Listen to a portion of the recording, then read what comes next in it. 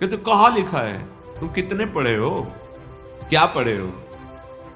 यहां वासुदेवा सर्वम से प्रारंभ होता है, जहां से गीता पूर्णता कहती है कि वासुदेवा सर्वमिति समहात्मा सुदुर्लभा। यहां से यहां की पढ़ाई शुरू होती है। वृंदावन धाम है, कलिशतंत्रोपनिषद में लिखा है, अमुक में अमुक लिखा है, तो तुम्हारी वहीं तक पहुंच है ना। तुम्हारी पहुंच है वृंदावन नवनिवृत्त निकुंज के महामहिम रसिकों की वाणियों में। देखा भी नहीं होगा, दर्शन भी नहीं हुए होंगे, तो जरूरी नहीं कि जितना पढ़ लिया उतने केवल ज्ञान है। भगवान को अगाध ज्ञान समुद्र कहा गया है, अगाध प्रेम समुद्र कहा गया है।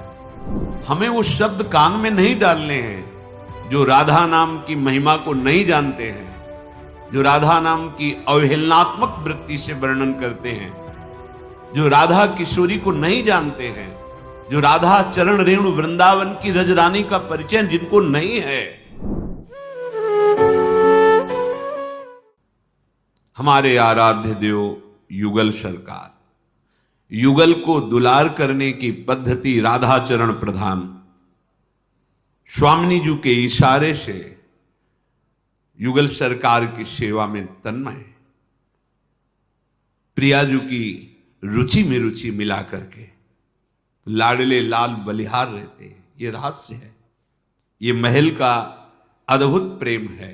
वृंदावन नित्य नवनिवृत्त निकुंज ये स्वामिनी जी का महल है। बिना इस रज का सेवन किए बाहर से आप शास्त्र पढ़ करके और यहां की काट छाटो तुम्हारे बस की नहीं, ब्रह्मा के भी बस की नहीं। न देवैर ब्रह्माद्यैर न खलु हरि भक्तैर न सुहृदा।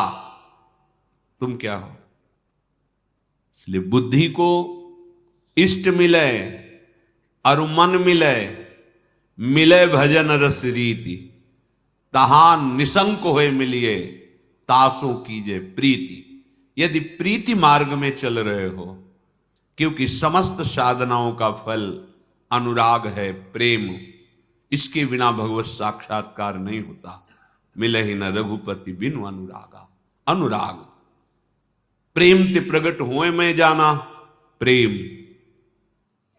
आप सियाराम जपे, साकेत धाम का भाव आपके हृदय में उतरेगा।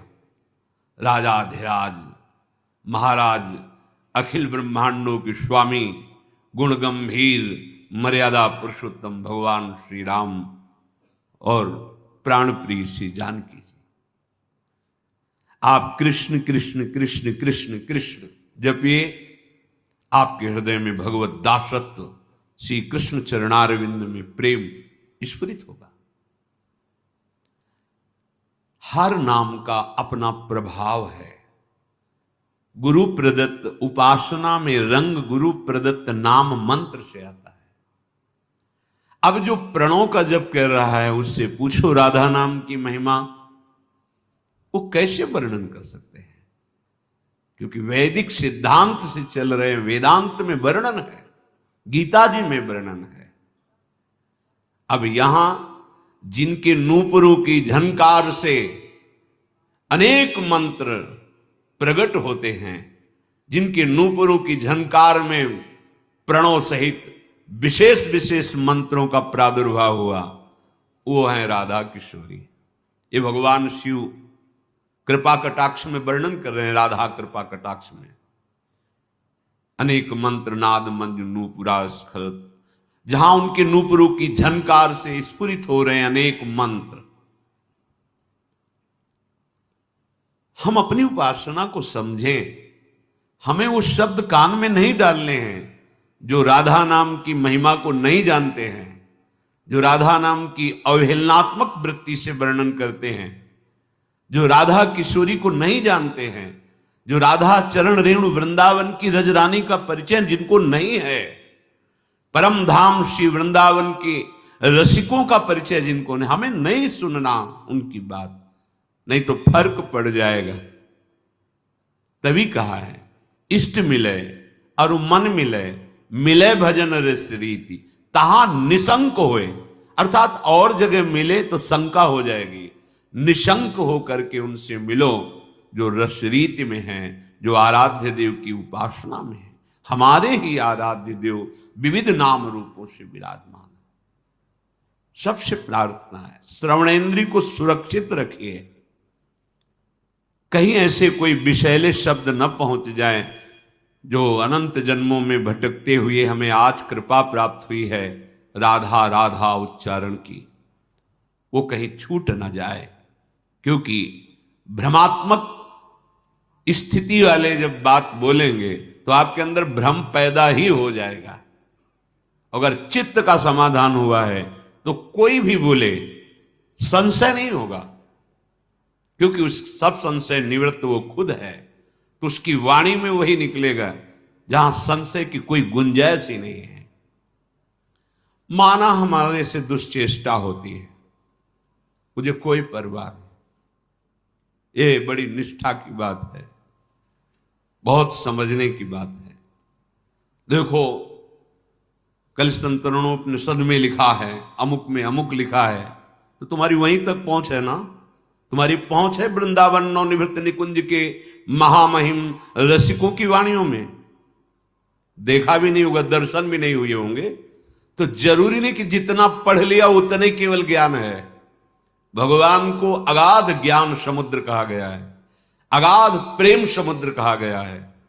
जहां भगवान शंकर जैसे महापुरुष वर्णन जब करते हैं तो कहते हैं अपनी मति के अनुसार, हे उमा मैंने भगवान का कुछ जस गाया है। अरे तुम खुद अपना खो दोगे जहां चल रहे हो, जिनके आश्रित हो वो जिनके आश्रित हैं, ये वो रस है। बड़े बड़े महान पदवी में प्राप्त श्री वल्लभाचार्य जी के कृपा पात्र, श्री विठलनाथ जी के कृपा पात्र, जो अष्ट छाप कवि जन हैं, महान भगवान के नित्य सखा स्वरूप को प्राप्त, उनकी वाणी उठा के देखो। वो तो लालजू को लाडले भाव से दुलार करते हैं और सखा भाव से देखते हैं, पर उनके पदों को देखो, वो अलग अलग पद ये वर्णन करते हैं कि लाल बिहारी के हृदय को आनंद प्रदान करने वाले लाडली जी के चरणारविंद। आप कहोगे आप राधा चरण प्रदान इसलिए ऐसा वर्णन करते हैं, लेकिन कहीं कोई श्री कृष्ण प्रेम प्राप्त करना चाहेगा तो गोरे चरणारविंद की नखचंद्र की छटा के बिना तुम श्याम सुंदर का अवलोकन ही नहीं कर सकते। यत पाद पद्म नखचंद्र मणि छटाया विस्फूर्जितम किमपि गोप वधुष्वदर्श। ये बुद्धि का खेल नहीं है, जहां उद्धव जैसे ज्ञानी भी घुटने टेक कर इस रज को प्रणाम करते हैं, बंदे नंद ब्रज स्त्रीणाम पाद रेणुम अभीक्षसा। वहां तुम कौन से ज्ञानी, कौन से शास्त्रज्ञ हो गए जो बृहस्पति के समान ज्ञानी हैं, वो भी मथुरा में बैठकर नहीं जान पाए वृंदावन की बात। और जब वृंदावन की रज में आए तब हृदय कहने लगा कि हमने उन श्री कृष्ण का परिचय ही नहीं प्राप्त किया, जिनकी प्रेम स्वरूप श्री कृष्ण में गोपीजन विकल हैं, आज तक में उन श्री कृष्ण का परिचय नहीं प्राप्त कर पाए। वो जो बृहस्पति के समान ज्ञानी, भगवान की नित्य सखा, भगवान का उच्छिष्ट रोज पाते हैं, समीप खेलते हैं, वो अपने लोग क्या है। दुश्चेष्टानाम दुर्मतीनांच कोटि कोटिर घोरा अनर्थ दुर्वासना नाम कामम वृंदा कानने मेस्तु मास्तु श्री राधा विस्मृतम नाम मात्रम। ये है कि तो कहां लिखा है, तुम कितने पढ़े हो, क्या पढ़े हो। यहां वासुदेवा सर्वम से प्रारंभ होता है, जहां से गीता पूर्णता कहती है कि वासुदेवा सर्वमिति समहात्मा सुदुर्लभा। यहां से यहां की पढ़ाई शुरू होती है। वृंदावन धाम है, यहां की प्रेम पाठशाला में यहां से प्रवेश होता है। जैसे डिग्रियां होती है ना, तो भक्ति की चरम अवस्था गीता क्या, वासुदेवा स्वरमित समहात्मा सुदुर्लभा। वो महान पंडित है जो विद्या विनय संपन्ने ब्राह्मणे गव्यस्तनी स्वनी च सुपाके चा पंडिता समदर्शिना। अब यहां से हमारी भर्ती होती है, यहां से प्रारंभ होता है, क्योंकि दूरे सृष्टि आदि वार्ता, लक्ष्य निश्चित हो चुका, एक परम तत्व। अब वही एक परम तत्व जो रसो वैसा है, उसके प्रेम मार्ग का भी अभी तो बहुत पीछे है। तो हम अपने कानों को बचा के रखें। इनकी अभी इतनी दिव्यता नहीं आई कि हम उनमें से दूध पी लें और पानी छोड़ दें। हंस बुद्धि नहीं आई। हंस बुद्धि आ जाएगी तब फिर जो रही उत्तम प्रकृति, का कर शकत कुसंग, चंदन विष व्यापत नहीं, लपटे रहत भुजंग। लेकिन वो स्थिति नहीं, तो बहुत सावधान। खान पान तो कीजिए रसिक मंडली माय, जिनके और उपासना तहां उचित ध्रुव नाय। इष्ट मिले मन मिले, मिले भजन रस रीति, तहां निशंक होए मिलिए, तासो कीजिए प्रीति। दुश्चेष्टा नाम बहुत बड़ी महिमा की बात कह रहे हैं। कह रहे हैं कि माना मेरे अंदर दुश्चेष्टाएं हैं, माना मेरी मति ठीक नहीं, कुमति है, माना मैं घोर अनर्थकारी हूं, पर अब एक जीवन में निश्चय कर लिया है कि राधा नाम कभी नहीं छूटेगा। आहा, कामम वृंदा कानने मेस्तु मास्तु श्री राधा, विस्मृतो नाम मात्रम। बस, पर अब एक निश्चय कर लिया है कि अब जीवन में कभी राधा नाम का विस्मरण नहीं होने देंगे। हो गया काम। इतने शास्त्र, इतने सिद्धांत हैं, एक मार्ग जो आपको प्रभु ने पकड़ाया, बस पकड़ लो, निकल जाओगे। और मार्ग ही ढूंढते पूरा जीवन व्यतीत हो गया, चल ही नहीं पाओगे। कुआं खोदते जीवन हो गया, प्यास बुझी ही नहीं। अपने लोग कुछ ऐसे हैं, कुआं खोदते खोदते जीवन व्यतीत हो गया, प्यास नहीं बुझी। मार्ग शास्त्र पढ़ते पढ़ते जीवन व्यतीत हो गया, कदम एक नहीं चले। ये चलने का मार्ग है। कैसी भी स्थिति हो, यहां भाव समझिए, कैसी भी स्थिति हो, चाहे मेरे में कोटि कोटि दुश्चेष्टाएं हो, दुश्चेष्टा नाम दुर्मति नाम च कोटि कोटिर घोरा अनर्थ दुर्वासना नाम। अब तो हमें काम सी वृंदावन से कि आश्रयदाता वृंदावन, और एक हमें सावधानी, पूरे जीवन में राधा नाम भूलेंगे नहीं। तो क्या प्राप्त हो जाएगा? श्रीपाद कह रहे हैं, जो निरंतर राधा नाम जप करता है। देखो ये बात समझो, नाम जापक इस बात को समझे। अब हम ये कभी नहीं सोचे कि हमारे कर्मों का फल हमें भोगना पड़ रहा है। हमें थोड़ी मति बदलनी पड़ेगी। मुझे प्रभु प्रेम रस को सहाने के लिए, क्योंकि महान प्रेम रस हमें दुख और सुख दोनों देकर परिपक्व कर रहे हैं। छोड़ो ये पचड़ा कर्म का, हमारे कर्मों का भोग, ये तो समझाने के लिए जो अभी आश्रय में पुष्ट नहीं हो रहे उनके। अब हमारा कोई कर्म विधान की तरफ दृष्टि नहीं जानी चाहिए, हमारी दृष्टि प्रभु के विधान की तरफ जानी चाहिए। जो हमारे वृंदावन के रसिक जन है वो सिद्धांत वर्णन करते हैं, कह रहे हैं, हे रावरे, आपको अब हम समर्पित हो गए, तो सिद्धांत समझ लो। अब हमारे कोई संचित कर्म नहीं, कोई प्रारब्ध कर्म नहीं, कोई क्रियमाण नहीं, क्योंकि तन मन वाणी और स्वयं से मैं आपका शरणागत हूं। और आपका सिद्धांत है कि जो शरणागत हो गया उसका भार मैं वहन करता हूं। अब हमें क्या चिंता, फिर ये दुख क्यों आ रहे हैं, ये प्रश्न क्यों उठा? ये उनका शरीर है, उनका हृदय है, चाहे इसमें दुख भेजे या सुख भेजे, उनका मकान है, चाहे हीरा जवाहरात रहे, चाहे कबाड़ भरे, हमें क्या परेशानी? हमने तो उनके नाम कर दिया, अभी निश्चिंत हो जाओगे। इसलिए शरणागति का लक्षण है निश्चिंत, निर्भय, निशोक। कोई चिंता नहीं, कोई भय नहीं, कोई शोक नहीं, विपरीत भावना का त्याग, संशय बिल्कुल नहीं, निशोक, कोई शोक नहीं, कोई संशय नहीं, ये अपने आप आ जाता है। अब मुझे क्या परेशानी? कोटि सुख दुखन के नाना भांति दायक हो। आप अब हम कर्म को नहीं मानेंगे कि हमें कर्म, ये हम ऊंची आश्रय स्थिति की बात कर रहे हैं। शरणागत की जो एक परिपक्व स्थिति होती है वो सब है। वो एक बात केवल देखता है, आप ही सुख दुख देने वाले हो। क्यों देते हैं सुख दुख? केवल सुख ही देते रहे ना, दुख क्यों देते हैं? क्योंकि वास्तविक को केवल सुख में ही आपको निमग्न करना चाहते हैं। इसलिए जहां तुम फंसे हो वहां दुखानुभूति करके तुम्हें आगे बढ़ा रहे हैं।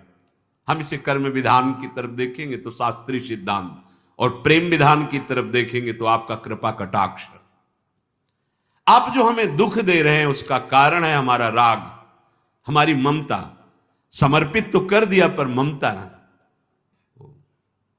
ये होता है। जैसे कोई वस्तु दे दी, अगर आपकी ममता शक्ति, तो फिर आप बार बार पूछे वो कैसा रहा, वो वस्तु कैसी है, आपको अच्छा लगा, बार बार पूछे, क्योंकि आप सुनना चाहते हैं, अपनी बड़ाई सुनना चाहते हैं।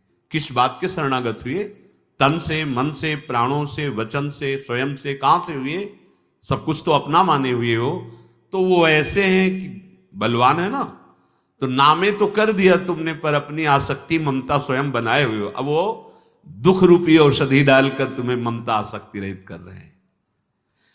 कोटि सुख दुखन के नाना भांति दायक हो। शरणागत का क्या स्वरूप होना चाहिए? जो जो तुम दीजे सोई हमको कबूल है। अब जैसे आप रखोगे, बस ये स्थिति आना कठिन हो रहा है।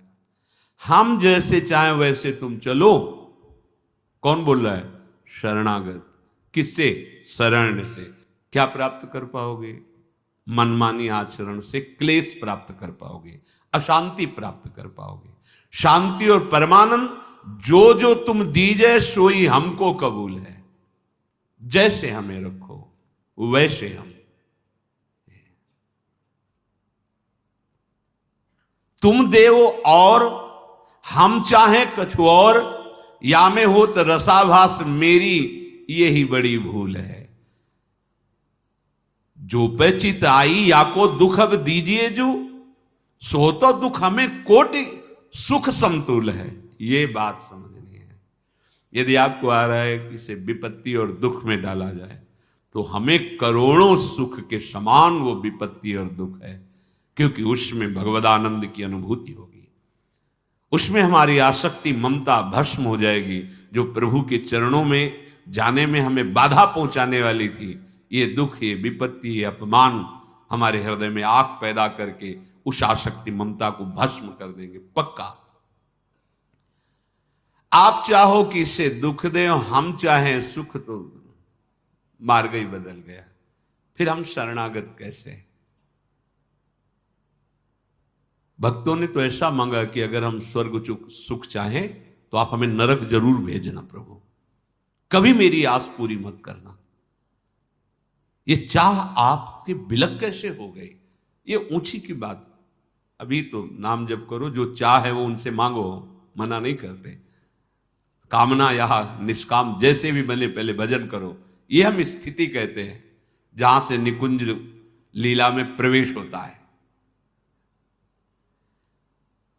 जो पे चित आई या को दुख अब दीजिए जो, सो तो दुख हमें कोटि सुख समतुल है। स्वीकार करो, कोई प्रश्न ही नहीं रह जाएगा। बस यही कि हम अपनी मान्यता, अपना आग्रह, अपनी ममता नहीं छोड़ पा रहे हैं, इसीलिए ऐसा। परम सुख, परम सुख हर समय तुम्हारी सुख में स्थिति होगी। सोच नहीं, सुख में स्थिति होगी। आवश्यकता बस शरणागति के सोपान में आगे बढ़ने की है। क्या शरण में किया? दुख किसको मिल रहा है? अब जब ये प्रश्न करो तो कोई उत्तर नहीं है। जब प्रभु को समर्पित कर दिया है तो हम ना माने कि हमारे कर्म फल से आ रहा है। हमें प्रभु बलवान बना रहे हैं, हमारी प्रभु आसक्ति और ममता को नष्ट कर रहे हैं। दुख क्या है? एक माना हुआ भ्रम है। सच्ची माना हुआ भ्रम है। तितिक्ष ब्राह्मण एकादश स्कंद में उसको पढ़िए, वो अनुभव कर रहा है कि दुख है क्या। कोई कहता है कर्म का फल दुख है, कोई कहता है दैव का फल दुख है, कोई कहता है कोई अज्ञान से हमें दुख पहुंचा रहा।